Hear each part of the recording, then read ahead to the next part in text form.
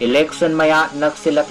drain semba community hall saba madi lambida Koilas Thabana Leibak Semba Sakpa Yaroi haina langthabal ACG MLA Karam Shyam na phungdokre MLA sigi sponsorship makada sahi kudingi langthabal kendra widow welfare association na mapuroi ba kaina khraba nupi singda angang lairik laisu tamhanaba selgi tembang yenthokpagi thoramda wafamasi phungdokkibani mahakna makha taraduna haikibada board maya naksilaga drain semba community hall saba madi Koilas Thabagi mahutta angang singbo mahi masing ningthina tamhanduna matik saba mi ama oina sembibana hena mahi saugani miyoibagi laibak haibasi kananasu tamba ngamba natte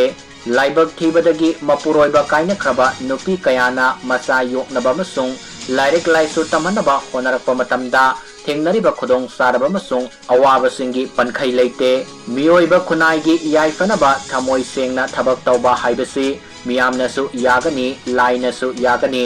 election matamda board khaktagi khallaga thabak taw sinabanadi tawriba thabak adugi mahai fangloi oida padaba tauba haibasi amuk anirak lotkibasu yai adubo